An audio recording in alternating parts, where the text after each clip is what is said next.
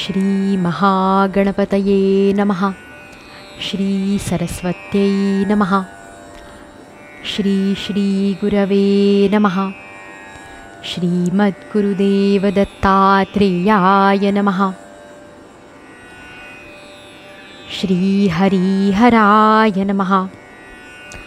मंदारबिल्वे बकुले सुवासी माला पवित्रवहा शंकरासी. काशीपुरी भैरव विश्वतारी तुझ वीण शंभो मज कोण तारी.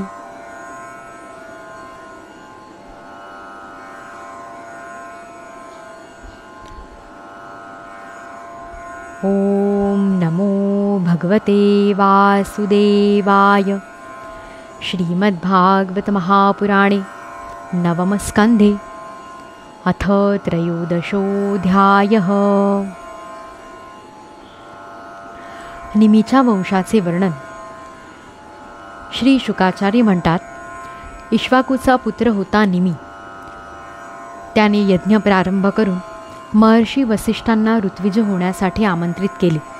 वसिष्ठ म्हणाले की राजा, इंद्राने आपल्या यज्ञासाठी मला अगोदरच आमंत्रित केले आहे. त्याचा यज्ञ पुरा करून मी तुझ्याकडे येईन. तोपर्यंत तू माझी वाट पहा. हे ऐकून राजा निमी गप्प बसला आणि वसिष्ठ मुनीही इंद्राचा यज्ञ करण्यासाठी गेले. विचारी निमीने जीवन क्षणभंगूर आहे असे समजून गुरु वसिष्ठ परतण्याआधीच दुसऱ्या ऋत्विजांकरवी यज्ञाला आरंभ केला. जेव्हा गुरु वसिष्ठ परत आले तेव्हा त्यांनी निमीने यज्ञाला प्रारंभ केलेला पाहून शाप दिला की स्वतःला शहाणा समजणाऱ्या निमीचा देह पडो. निमीनेही धर्माप्रमाणे न वागणाऱ्या गुरूंना शाप दिला की लोभामुळे धर्म न जाणणाऱ्या आपलेही शरीर पडो. असे म्हणून आत्मविद्येत निपुण असलेल्या निमीने आपल्या शरीराचा त्याग केला. इकडे आमच्या पणजोबा वसिष्ठांनी सुद्धा आपल्या शरीराचा त्याग करून मित्रावरुणांपासून उर्वशीच्या ठिकाणी जन्म घेतला. श्रेष्ठ मुनींनी निमीराजाचे शरीर सुगंधी वस्तूंमध्ये ठेवले.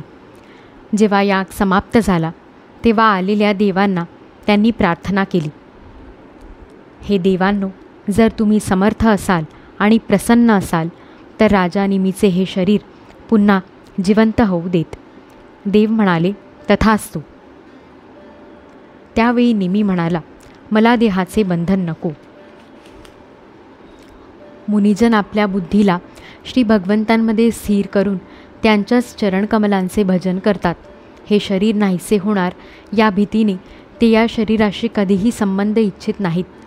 म्हणून मी आता दुःख, शोक आणि भयाचे मूळ कारण असणारे हे शरीर धारण करू इच्छित नाही. जसा पाण्यामध्ये माशाला सगळीकडेच मृत्यू येण्याची शक्यता आहे, त्याचप्रमाणे या शरीराला सुद्धा सगळीकडे मृत्यूच मृत्यू आहे. देव म्हणाले, निमी राजा, शरीराशिवाय प्राण्यांच्या डोळ्यांमध्ये आपल्या इच्छेनुसार राहील. तो तेथे राहून सूक्ष्म शरीराने भगवंतांचे चिंतन करील. पापण्यांच्या उघडझापेवरून त्याच्या अस्तित्वाची कल्पना येईल. राजा नसेल तर लोकांमध्ये अराजकता माजेल असा विचार करून महर्षींनी निमीच्या शरीराचे मंथन केले. त्या मंथनातून एक कुमार उत्पन्न झाला. अलौकिक रीतीने जन्म घेतल्यामुळे त्याचे नाव जनक असे झाले. देहरहित अशा निमीपासून उत्पन्न झाल्यामुळे वैदेह आणि मंथनातून उत्पन्न झाल्यामुळे या बालकाचे नाव मिथिल असे पडले. त्यानेच मिथिलापुरी वसविली. परीक्षिता, जनकाचा उदावसू, त्याचा नंदीवर्धन, नंदीवर्धनाचा सुकेतू, त्याचा देवरात, देवराताचा बृहद्रथ, बृहद्रथाचा महावीर्य, महावीर्याचा सुधृती, सुधृतीचा दृष्टकेतू, दृष्टकेतूचा हर्यश्व आणि त्याचा मरू नावाचा पुत्र झाला. मरूचा प्रतीपक, प्रतीपकाचा कृतिरथ, कृतिरथाचा देवमीढ, देवमीढाचा विश्रुत आणि विश्रुतापासून महाधृतीचा जन्म झाला.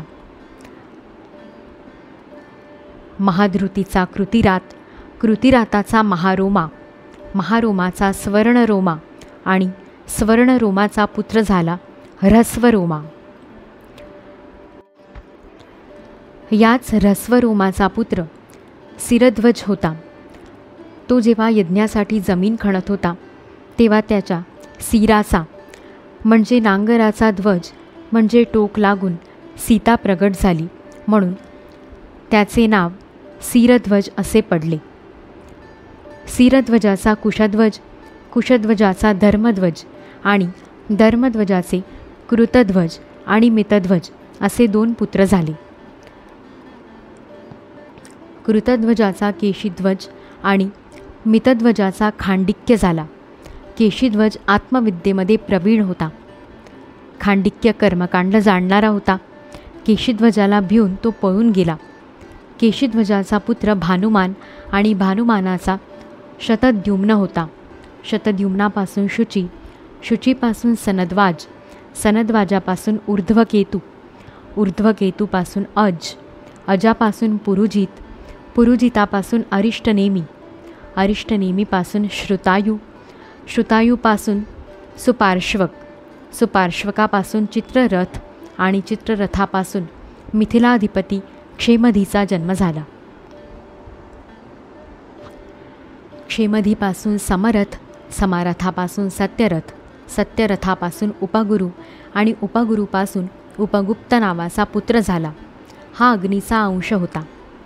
उपगुप्ताचा वस्वनंत, वस्वनंताचा युयुध, युयुधाचा सुभाषण, सुभाषणाचा श्रुत, श्रुताचा जय, जयाचा विजय आणि विजयाचा ऋत नावाचा पुत्र झाला. ऋताचा शुनक, शुनकाचा वितहव्य, वितहव्याचा धृती, धृतीचा बहुलाश्व, बहुलाश्वाचा कृती आणि कृतीचा पुत्र महावशी झाला.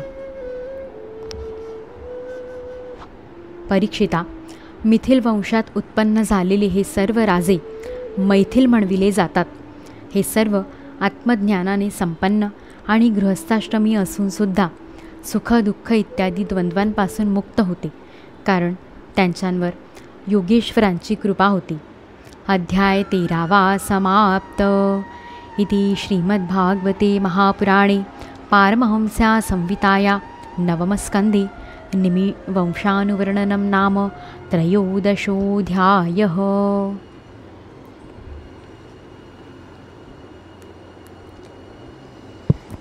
यदक्षरपदभ्रष्टं मात्राहीनं तु यद्भवेत् तत्सर्वं क्षम्यतां देव नारायण नमोऽस्तुते. मन्त्रहीनं क्रियाहीनं भक्तिहीनं सुरेश्वर यत्कृतं तु मया कर्म परिपूर्णं तदस्तु मे. भवे भवे यथा भक्तिः पादयोस्तव जायते तथा कुरुष्व देवेश नाथस्त्वं नो यतः प्रभो. नाम संकीर्तनं यस्य सर्वपापप्रणाशनं प्रणामो दुःखशमनः तं नमामि हरिं परम्. श्रीकृष्णार्पणमस्तु. तापत्रयाने मम देहतापला विश्रांतिकोणी न च देतसे मला.